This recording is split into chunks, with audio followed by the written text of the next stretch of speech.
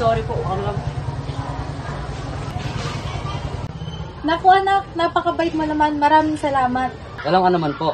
Alam niyo po bang pangarap ko rin maging isang tagumpay na guro balang araw? Palagi mo lang sisipagan at gagalingan. Sure ako na makakamit mo rin ng lahat ng yan. Maraming salamat po. At mauna na po pala ako. Malilit na ho kasi ako eh. Sige anak, galingan mo.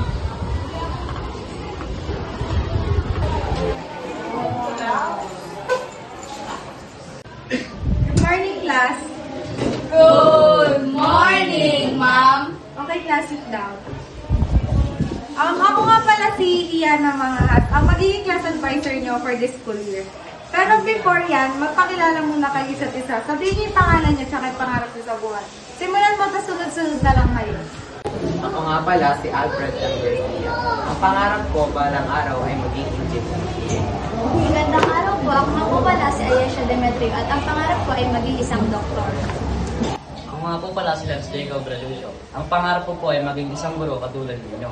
Dahil po gusto ko mapagbigay ng edukasyon sa mga batang hindi nabigyan ng oportunidad upang makapag-aral. At kahit mahirap lang po kami, gagawin ko po ang lahat upang makapagtagumpay. Gusto ko ang pagiging determinado mo, Lance. At dahil unang araw pa lamang natin, ikukwento ko sa inyo kung paano ang naging sakripisyo at hirap ko bago ko makamit ang pangarap ko dito.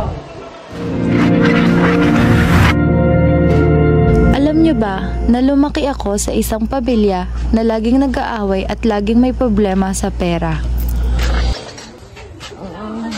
Man, wala ka nang matinong trabaho na singgero ka pa. Kung saan yung pinainom mo, pinabili na natin ng pagkain. Dito na nga lang ako sumasaya, ganyan ka pa. Puro na lang yan si Yana.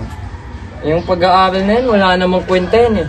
Eh kung pinagtrabaho mo na lang, eh di nakatulong pa sa atin. Isisisi yung po yan sa anak ng kabalsagan na ginagawa mo. Wala kang kwentang tatay. Eh dito nga ako masaya, bakit ba?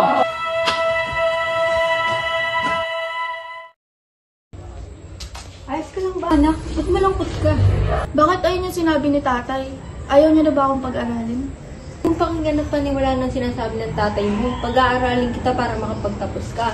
Pero baka di mo na kita mabigyan ng baon sa mga ilang araw. So, Nay, ako na bahala sa akin.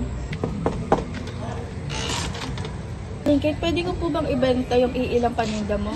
Para po may baon ako sa paaralan. Para magkaroon ako ng pambayad sa gastusin sa paaralan, pinakikiusapan ko muna ang kapitbahay na mayroong tindahan na ibebenta ko ang mga paninda niya sa daan at maski sa paaralan.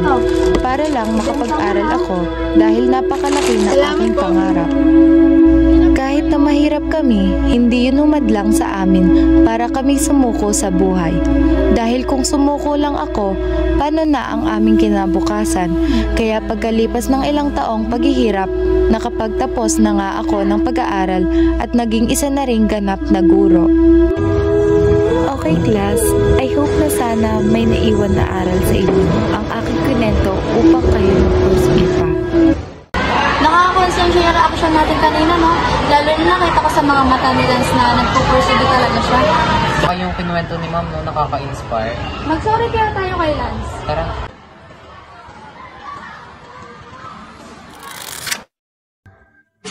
Bago makamit ang pangarap, may mga pagsubok kang pagdaraanan at sakripisyo sa buhay. Pero kahit gayon pa man, lahat ito ay iyong malalampasan kung pagsisikapan mo at mananalig sa Panginoon. Tandaan, huwag nating minamaliit ang mga guro sapagkat marangal naman ang kanilang tungkulin. Ang nais lamang nila ay magbigay kalidad ng edukasyon sa mga mag-aaral. Kaya igalang natin at pahalagahan ng mga guro tulad ng pagpapahalaga nila sa atin. Saludo sa mga gurong nagpapakahirap intindihin ang mga ugaling mayroon ang mga estudyante.